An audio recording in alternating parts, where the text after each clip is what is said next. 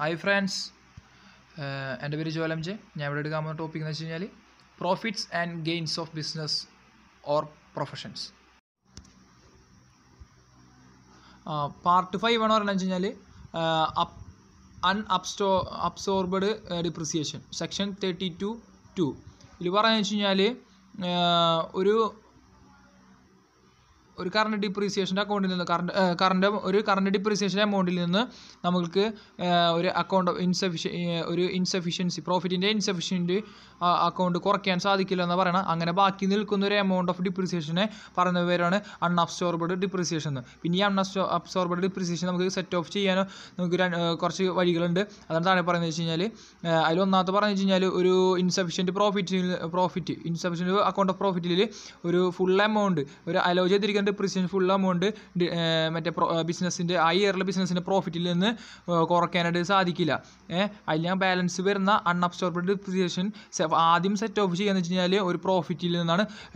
അല്ലെങ്കിൽ പ്രോഫിറ്റ് ആദ്യം set of ചെയ്യുന്നത് ബിസിനസ്സിൻ്റെ പ്രോഫിറ്റിൽ നിന്നോ അല്ലെങ്കിൽ പ്രൊഫഷൻസോ അസസ്സിൽ നിന്നോ ആയിരിക്കും. പിന്നെ രണ്ടാമത്തെ സ്റ്റെപ്പാണ്, ഇപ്പോൾ അങ്ങനെ ചെയ്തതിന് ശേഷം ഒരു അൺഅബ്സോർബഡ് ഡിപ്രിസിയേഷൻ വീണ്ടും റിമെയിൻ ചെയ്യുകയാണെങ്കിൽ ആ ബാലൻസ് എന്ത് ചെയ്യും, ആ ഇയറിലുണ്ടായ ഇൻകത്തിലോട്ട് സെറ്റ് ഓഫ് ചെയ്യും. പിന്നെ എന്നിട്ടും കുറച്ച് ഡിപ്രിസിയേഷൻ കുറച്ച് ബാക്കി ഉണ്ടാവും. പിന്നെ ഫുള്ളായിട്ട് എന്ത് ചെയ്യണം, അതിൻ്റെ ഫുൾ അങ്ങനെ നിൽക്കുകയാണെങ്കിൽ ഫുൾ ബാലൻസ് എന്ത് ചെയ്യും, ബാക്കി നിൽക്കുന്ന ബാലൻസ് അടുത്ത ഇയറിലോട്ട്, നെക്സ്റ്റ് ഇയറിലോട്ട് ക്യാരി ഫോർവേഡ് ചെയ്യും. പിന്നെ നെക്സ്റ്റ് ഇയറിൽ എന്തായിരിക്കും ഇത് അറിയപ്പെടുന്നത്, നെക്സ്റ്റ് ഇയറിൽ ഇത് കറണ്ട് ഇയർ ഡിപ്രിസിയേഷൻ എന്ന പേരിൽ വരികയും പിന്നെ അത് സെറ്റ് ഓഫ് ചെയ്യും, പ്രോഫിറ്റിൽ നിന്ന് സെറ്റ് ഓഫ് ചെയ്യുകയും ചെയ്യും. പിന്നെ അടുത്ത പറഞ്ഞു വെച്ച് കഴിഞ്ഞാൽ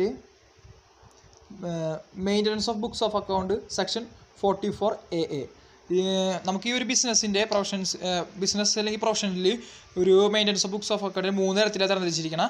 ഒന്നാമത്തെന്ന് വെച്ച് കഴിഞ്ഞാൽ സ്പെസിഫൈഡ് പ്രൊഫഷൻസ്, രണ്ടാമത്തെ non specified professions or business, മൂന്നാമത്തെ ബിസിനസ് അണ്ടർ സെക്ഷൻസ് 44AE. അപ്പോൾ ഒന്നാമത്തെ പറയുന്നത് വെച്ച് കഴിഞ്ഞാൽ സ്പെസിഫൈഡ് പ്രൊഫഷൻസ്. അതിന് ഈ സ്പെസിഫൈഡ് പ്രൊഫഷൻസിന് വീണ്ടും കുറച്ച് ക്ലാസിഫൈ ചെയ്തിട്ടുണ്ട്.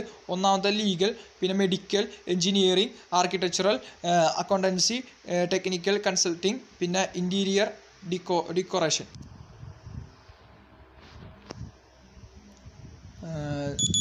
The next is such other profession as may be notified by the CBDT. CBDT has notified the following professions for this purpose. Number 1, the profession of authorized representative. Number 2, profession of firms artist. Number 3, profession of information technology, that means IT.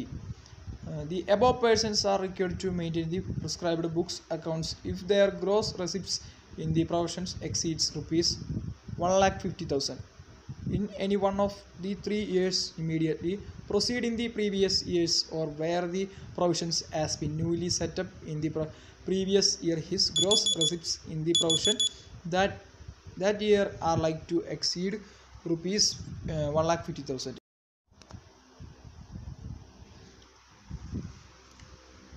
The second one, non-specified professions or business. A person whose income from such professions or business exceeds rupees 1,20,000 or total sales turnover or gross receipts exceeding 1 crore in any one of the 3 years immediately preceding the previous years, they are required to maintain such books of accounts as may enable the assessing officer to compute their total income. Then third, business under section 44AE and 44AD, where the assessee claims that the profits and gains of business of buying, hiring or leasing goods carriage are lower than deemed profits under the concerned section. They have to maintain the books of accounts such business. Then another topic is compulsory audit of books, section 44AB.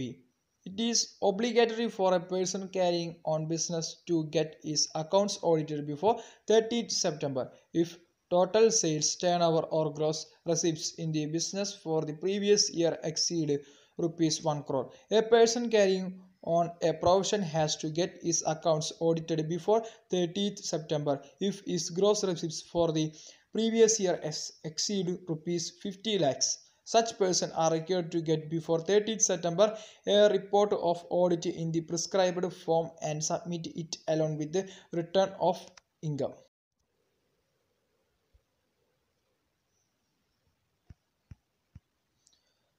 Next one, speculative transaction. Transaction in which a contract for purchase or sales of any commodity, including stocks and shares, is settled otherwise than by the actual delivery of transfer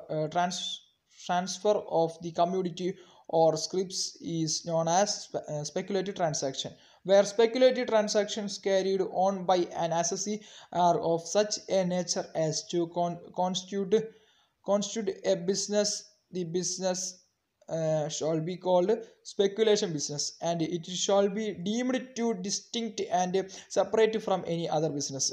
Trading in commodity derivatives carried out in recognized association shall not be deemed to be speculative transaction. Profit or loss speculation shall be calculated and shown separately. Next one is specified business section. Section 35 AD. Specified business means number one, a setting up and operating a cold chain facility. Second one, setting up and operating a warehouse facility for storage of agricultural products. Number C, laying and operating natural gas and crude oil pipeline network. Number D, business of building and operating a new hotel of 2 stars or above category on or after 1/4/2010. Number E, business of developing and building a housing project under a scheme for slum redevelopment and rehabilitation framed by central or a state government on or after 1/4/2010. Next one is preliminary expenses.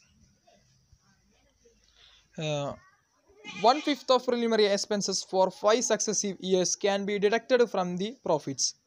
Determination of income of certain business or profession on presumptive basis. Presumptive tax, section 44 AD. In case of small business or profession, it has been provided that a assessee can determine his income either on presumptive basis or on the basis of normal provisions of the Act if gross receipts or turnover is less than 2 crore. According to section 44 AD, an eligible assessee doing eligible business can assess his income to be 8% of the total turnover or gross receipts during the previous year as per this provision. If gross receipts are received through digital mode of payment, then net income is 6% of gross receipts.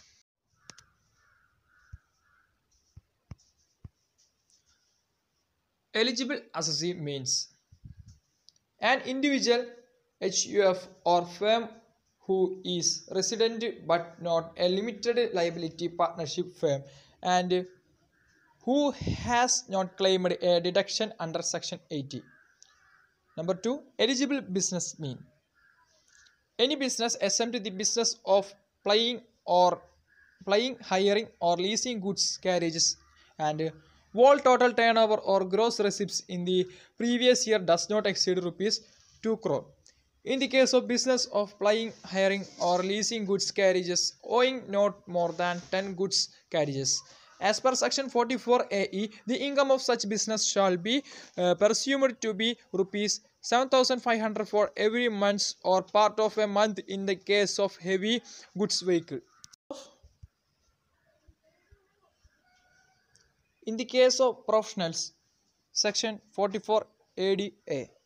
In the case of professionals whose gross receipts does not exceed 50 lakhs, 50% of gross receipts will be presumptive tax. Determination of commission income of agents of LIC of India, UTI, etc., where commission is not more than 60,000 during the previous year.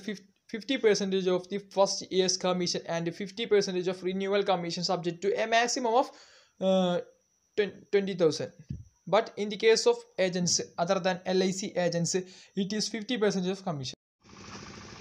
Thank you.